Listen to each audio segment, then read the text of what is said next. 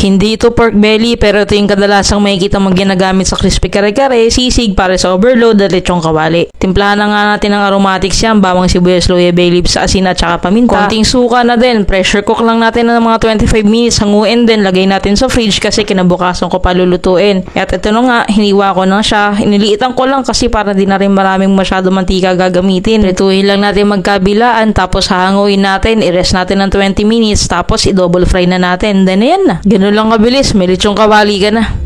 Ito na po yung niluto natin na lechong kawali. Yun o. Yan, diba? Tapos kanin. Pang kari-kari talaga dapat eh. Tapos ito naman suka na to. Ito yung ginawa natin dating suka. Nung gumawa tayo nung atay. Street food na atay. So, magsali na lang tayo dito. Nilagay ko siya sa ref. Ayun o. Oh, diba? Parang hindi mapanis. Siyempre, nasa ref. Sarap na ito. Anghang na talaga niyan. Kain na tayo. Nahin natin itong balat-balat.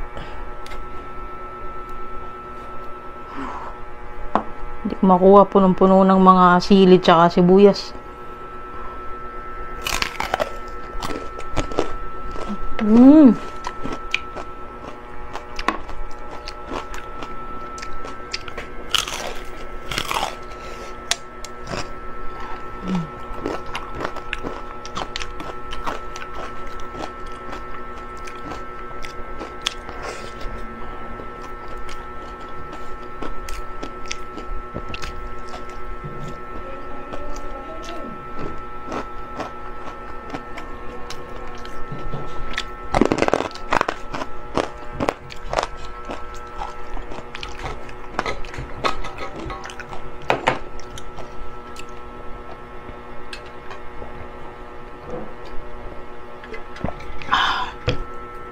Sarap po.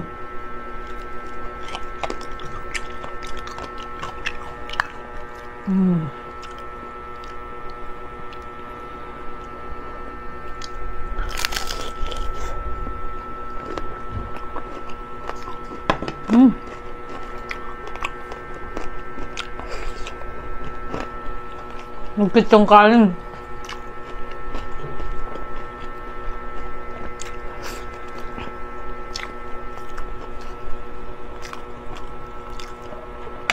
Sarap.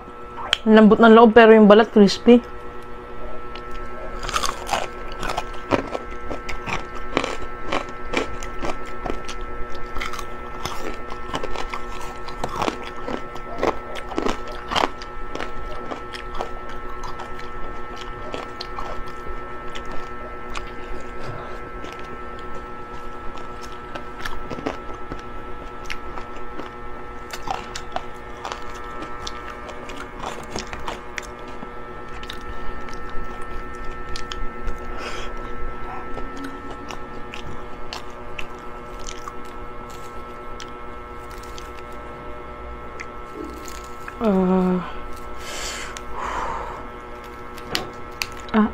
Init. Yung mga taba niya, oh. Sarap.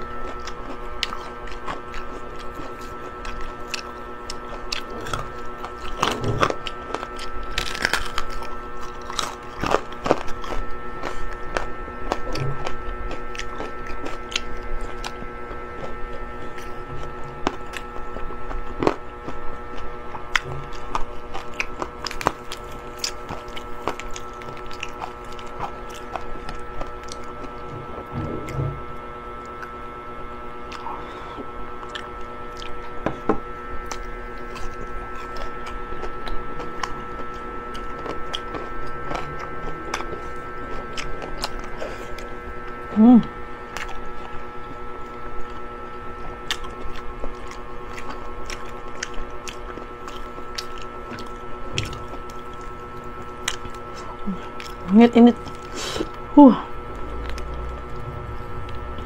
Baka sabihin, init-init ako, di naman umuusok. May usok po, pero syempre hindi po nakikita.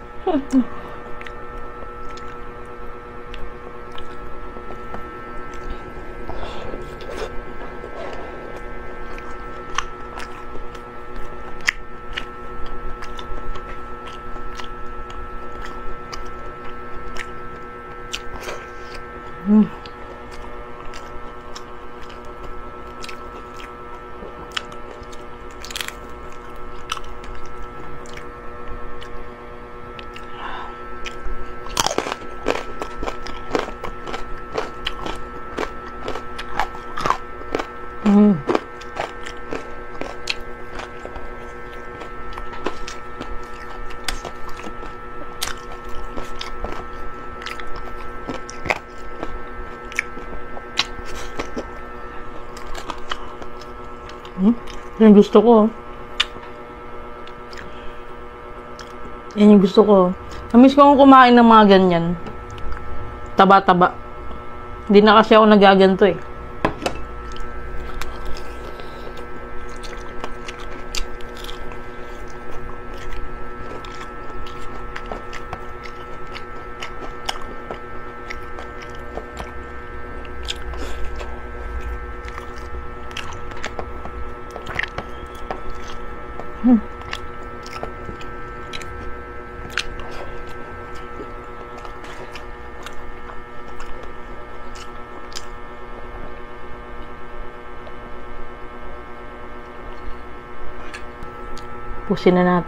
Busin na natin tong isa.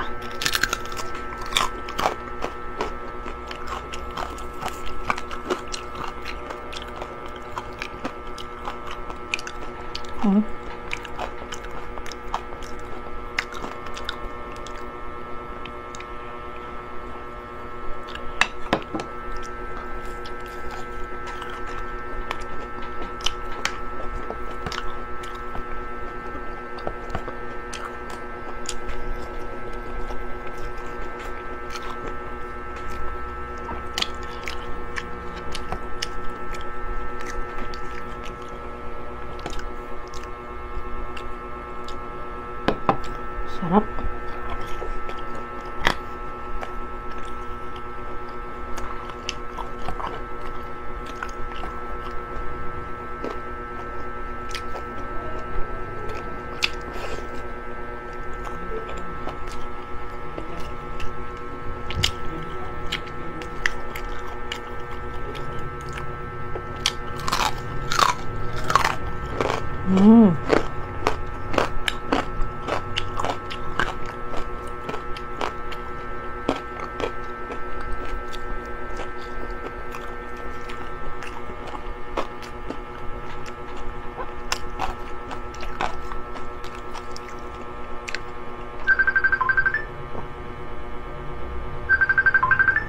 Tumatawag. May tumawag na pangit eh. Uy! Tumalsik yung taba.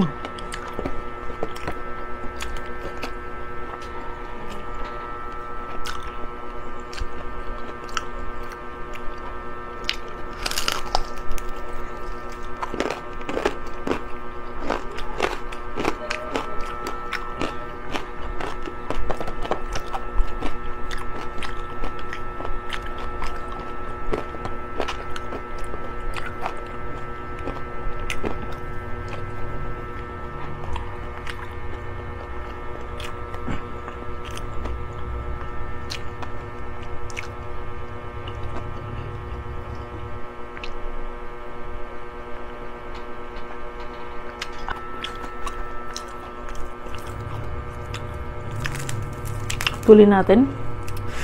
Up.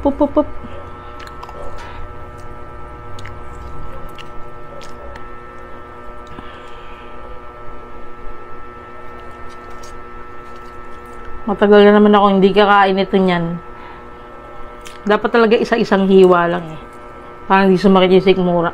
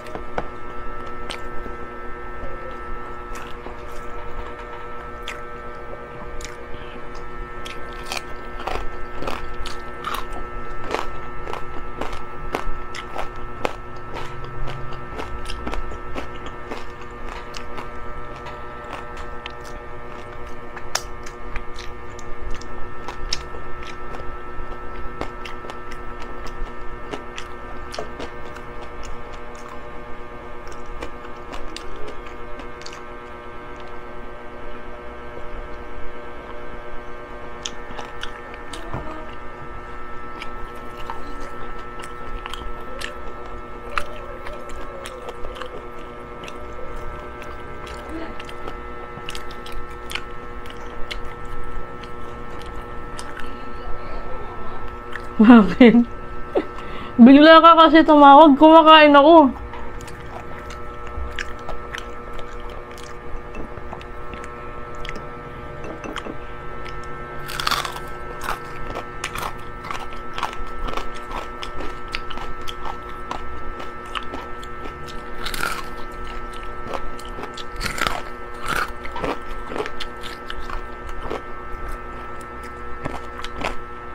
Enap na sa taba.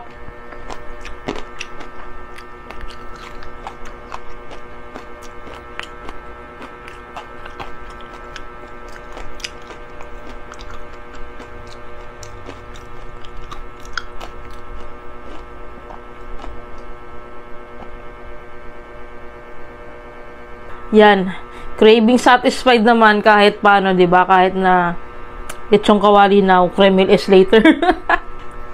Yun, maraming thank you po. Subscribe nyo po ako, hit nyo na rin yung notification bell. Mag-iwan na rin po kayo ng comment. Follow nyo po ako sa aking Facebook page. Tsaka sa TikTok. Yun lamang. Sige sa next video. God bless.